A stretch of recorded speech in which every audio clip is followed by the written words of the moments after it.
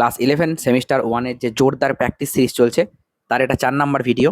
যারা শেষ পর্যন্ত টিকে থাকবে তারা অবশ্যই ভালো নাম্বার নিয়ে ফিরবে। ঠিক আছে, তো চলো, আমাদের কিন্তু এত এই এই কোশ্চেন পর্যন্ত আগের ভিডিওতে হয়েছিল। ঠিক আছে, তো আজকে আমরা প্রাসের গতির কিছু কোশ্চেন সলভ করব। যে কোশ্চেনগুলো করাচ্ছি এই ধরনের কোশ্চেনই পরীক্ষায় বারবার আসে, তাই ভালো করে প্রিপারেশন নিয়ে যাও। চলো, কি বলছে, প্রাসের গতির ক্ষেত্রে গতিবেগ ও ত্বরণ। এক মিনিট, আমি কালিটাকে একটু অ্যাডজাস্ট করে নিই। ওকে, দেখো, প্রাসের গতির ক্ষেত্রে গতিবেগ এবং ত্বরণ সবসময় কি হয়? বলছে সর্বদা লম্ব, কেবলমাত্র একটি বিন্দুতে লম্ব, কখনো লম্ব নয়, সবসময় সমান্তরাল। কি হয়? দেখো, প্রাসের গতি যখন আমরা কোনো ছবি আঁকছি তখন কি হবে দেখছি। দেখো, খালিগুলো এত ন্যারো হয়ে গেল কেন? এবার দেখো, তো প্রাসের গতি আমি যখন কোনো একটা ছবি আঁকছি, এইটা হচ্ছে প্রাসের গতির ছবি, গতিপথের ছবিটা, তাই তো? তো কি বলছে যে প্রাসের গতির ক্ষেত্রে গতিবেগ ও ত্বরণ সর্বদা লম্ব। না, গতিবেগ ও ত্বরণ সর্বদা লম্ব হবে না, কারণ এখানে দেখো গতিবেগ এই দিকে, তো ত্বরণ তো নিচের দিকে কাজ করছে না, হবে না। তো এই জায়গাটাই গতিবেগ হচ্ছে এই দিকে, কারণ যখন সর্বোচ্চ বিন্দুতে চলে আসবে তখন ওপরের দিকে কোনো গতিবেগ থাকবে না। তাহলে এইদিকে গতিবেগ আর এইদিকে হচ্ছে ত্বরণ, অভিকর্ষজ ত্বরণ জি। তাহলে একটা বিন্দুতে কিন্তু লম্ব হবে, কেবলমাত্র একটি বিন্দুতে লম্ব। ঠিক আছে, নেক্সট কোশ্চেনে যাই। দেখো নেক্সট কোশ্চেন কি বলছে, অনুভূমিকের সঙ্গে 60 ডিগ্রি কোণে কে পরিমাণ গতিশক্তি দিয়ে একটি কণাকে প্রক্ষেপ করা হলো, সর্বোচ্চ অবস্থানে কণাটির গতিশক্তি কি হবে? দেখো, যখন তুমি একটা প্রাসকে দেখছো, তো প্রাসের সর্বোচ্চ বিন্দুতে আমি কি বললাম এখনই, যে শুধুমাত্র এই দিকের গতিবেগটা থাকে। যখন তুমি প্রাসটাকে থ্রো করেছিলে এইভাবে, তখন এইটা ইউ ছিল, এই অ্যাঙ্গেলটা আলফা, তো এটাকে আমরা কি বলি, ইউ কস আলফা, আর এই দিকটাকে আমি কি বলি, ইউ সাইন আলফা।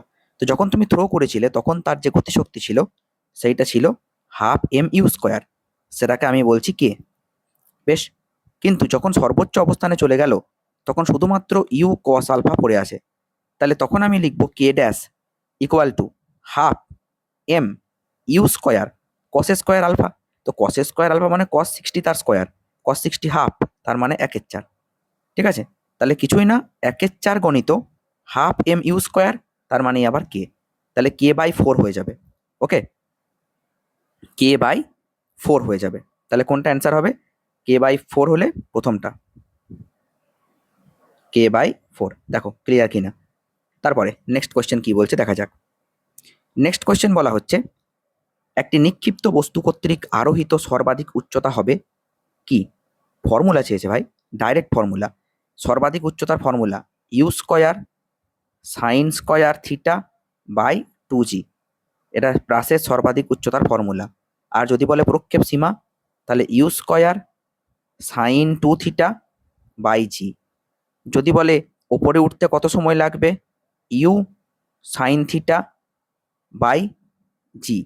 আর নিচে নামতে কত সময় লাগবে, same T2 u sine theta by g. যদি বলে মোট সময় কত লাগবে, এই দুটোকে যোগ করে দেবে। ঠিক আছে, ওঠা প্লাস নামা, এই টোটাল টাইমটা লাগবে 2u সাইন থিটা বাই জি। দেখো ক্লিয়ার? নেক্সট কোশ্চেন নাম্বার 5, অনুভূমিক তলে প্রক্ষেপ সীমা আর এবং প্রক্ষেপ কোণ থিটা হলে প্রাসের গতিপথের সমীকরণ কি হবে? দেখো, প্রাসের গতিপথের সমীকরণ চাইছে। যারা প্রাসের গতির ক্লাস করেছো তারা অবশ্যই জানবে যে কি করে কি আসছে না আসছে। আর একটা কথা, আমি ভাবছিলাম একটা শর্টস বানিয়ে এইটা তোমাদের কাছ থেকে ওপিনিয়ন জানতে চাইবো।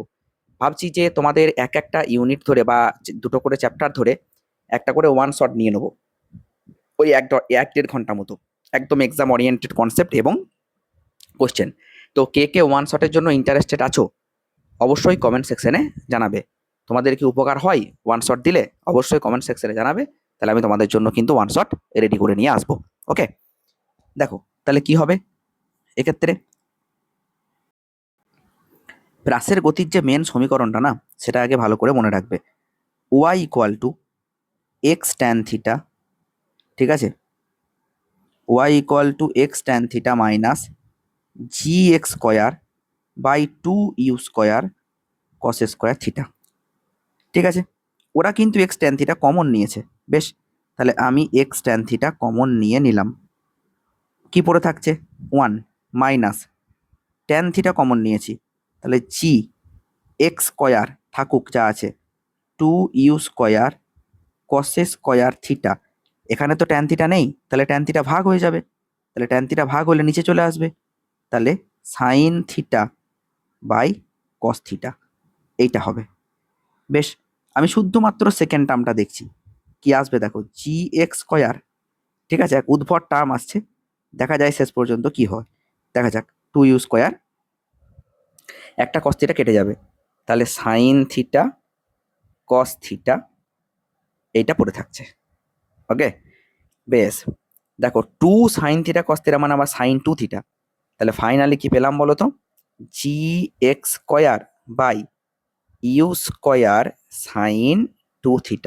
স্যার এটা চেনা চেনা লাগছে, আপনি যদি জিটাকে তুলে দেন এখানে এটা নিচে দিয়ে দেন, তাহলে কিন্তু এইটা হয়ে যাবে sir u² sin 2θ by g, u² sin 2θ by g. এইটা কি, এইটা হচ্ছে রেঞ্জ, রেঞ্জ মানে আর এইটা, ঠিক আছে, এইটা হচ্ছে রেঞ্জ, এটা আর, বোঝা গেল? তাহলে আমি এই পুরো জায়গাটাতে কি লিখতে পারি, x² by R, x² by আর। ওকে, বেশ, তাহলে এবার আমি x² বাই আর লিখে দেবো, এটা তুমি, এটা আমি ইরেজ করে দিলাম, তোমরা লিখে নিও। তাহলে কি হবে, x tan theta, x tan theta common নিলে এখানে কিন্তু একটা এক্স চলে যাবে, এক্স ট্যান থিটা, যদি এই এক্সটা প্রথমে কমন না নিই, কি আসছে দেখি, কারণ প্রথমে আমি এক্সটা কমন নিই, এটাকে আমি রেখে দিই, নাহলে গন্ডগোল লেগে যাবে, ঠিক আছে, ট্যান থিটা। ওকে, দেখো এক্স মাইনাস gx², হ্যাঁ সবটা তো আমি শর্ট আউট করে নিয়ে চলে এলাম, তাহলে x² বাই আর পড়েছিল, এবার আমি এক্স কমন নিলাম আবার, তাহলে x tan theta bracket 1 minus x by R, ব্যাস, তাহলে পেয়ে গেলাম, দেখো y = x tan theta 1 minus x by R, এইটা হয়ে গেল অ্যান্সার। নেক্সট দেখো কোশ্চেন নাম্বার 6 কি বলছে, একটি বুলেট অনুভূমিক তলের সঙ্গে 60 ডিগ্রি কোণে ইউ বেগে উৎক্ষিপ্ত করা হলো, বুলেটটির গতিপথে সর্বোচ্চ বিন্দুতে বেগের অনুভূমিক উপাংশ কি হবে? আমি বারবার বলেছি সর্বোচ্চ বিন্দুতে কিন্তু বেগ যেটা হবে সেটা ইউ = ইউ কস থিটা, ঠিক আছে, তাহলে এটাকে আমি ইউ এক্স নিলাম, কারণ ইউ এক্সটাই থাকে, ইউ ওয়াইটা ভ্যানিশ হয়ে যায়, তো ইউটা কত, ইউটা তো ইউই থাকবে, আর cos 60 হাফ, তাহলে অ্যান্সার হবে u/2। ম্যাক্সিমামে মানে যখন একটা প্রক্ষেপ, হ্যাঁ, বা প্রাসের গতি যখন সর্বোচ্চ বিন্দুতে যায় তখন এই দিকের বেগটা পড়ে থাকে, আর এইটা মনে রাখবে, এটা হয় ইউ কস থিটা বা ইউ কস আলফা, তাহলে অ্যান্সার হয়ে গেল u/2। দেখো ক্লিয়ার? নেক্সট, দুটি প্রক্ষেপ কোণের জন্য একটি প্রাসের অনুভূমিক সীমা হয় আর, দুই ক্ষেত্রে উড্ডয়নকাল t1 এবং t2 হলে কি হবে? দেখো উড্ডয়নকাল মানে কতক্ষণ বাতাসে ভেসে বেড়াই, তো ফর্মুলা তো ভাই আমি পড়েই নিয়েছি, যে টি ইকুয়াল টু কি না 2u সাইন থিটা বাই জি, ঠিক আছে, একটা t1 ধরলাম আর একটা আমি t2 ধরবো, দুটো প্রক্ষেপ কোণ এর জন্য প্রাসের অনুভূমিক সীমা আয় কি হয়? আচ্ছা, আমি দুটো অ্যাঙ্গেলে থ্রো করেছি, একটাকে এইভাবে আর একটাকে এইভাবে মনে করো, কিন্তু গেছে তারা একই দূরত্ব, যদি এটা হয় না তাহলে মাথায় রাখবে θ1 প্লাস θ2 সমান 90 ডিগ্রি হবে, তাহলে একটা t1 আর একটা t2 কত, 2u সাইন θ2 সমান কত, 90 মাইনাস থিটা, θ1 যদি থিটা হয় আর কি, বুঝতে পেরেছো? তাহলে কত হবে বলো তো, 90 মাইনাস থিটা হলে 2u সাইন 90 মাইনাস থিটা মানে তো কস থিটা বাই জি, তাহলে t1 গণিত t2 করে দাও, তাহলে 4u² sine theta cos theta by g², ঠিক আছে, ফোরটাকে ভেঙে দিচ্ছি, ফোরটাকে ভেঙে দিলে কি হবে, ফোরটাকে যদি ভেঙে দেওয়া যায় তাহলে এখানে আমাকে আর নিয়ে আসতে হবে, কিন্তু আর এর সঙ্গে রিলেশন চেয়েছে, আর এর ফর্মুলা আশা করি তোমাদের এতক্ষণ মুখস্থ হয়ে গিয়েছে, u² sin 2θ বাই জি, ঠিক কিনা বলো? বেশ, এবার এখানে আমি 2u² / ফেলে রাখলাম, এই 4 থেকে একটা 2 নিলাম, তাহলে 2 sin থিটা cos থিটা মানে sin 2 theta, that is equal to, দেখো এটাকে ভাঙছি, u² sin 2 theta by g, আর পড়ে থাকছে 2/g, তাহলে কোনো ব্যাপারই না।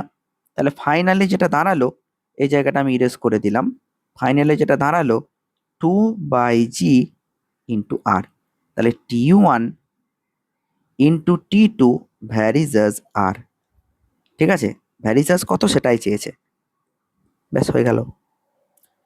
ঠিক আছে, খুব ইম্পর্টেন্ট কোয়েশ্চেন, এই ধরনের কোয়েশ্চেনই কিন্তু পরীক্ষায় পাবে।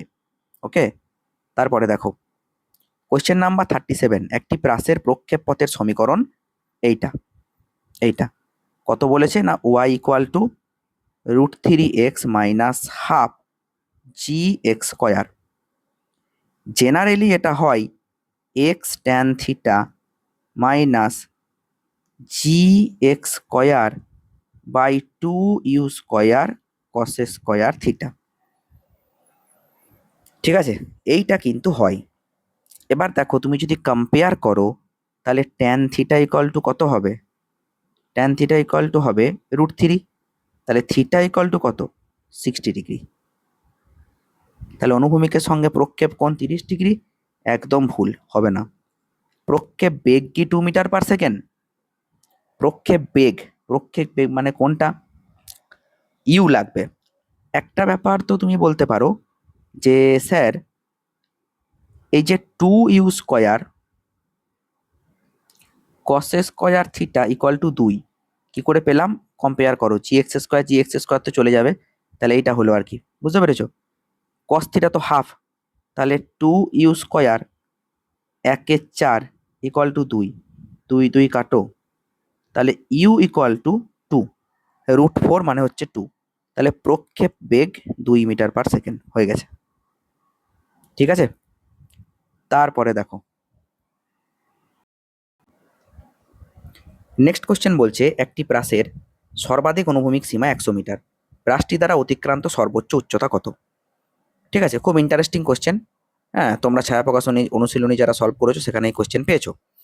সর্বাধিক অনুভূমিক সীমা কখন হয় জানো, আর = ফর্মুলা হচ্ছে u² sin 2 থিটা বাই জি, তো আর = আর ম্যাক্স আমি তখনই বলতে পারবো যখন থিটা সমান 45 ডিগ্রি হবে, বোঝা গেল, এইটা মাথায় রাখতে হবে, এটাও কিন্তু শর্ট কোশ্চেনে দিয়ে দিতে পারে তোমাকে।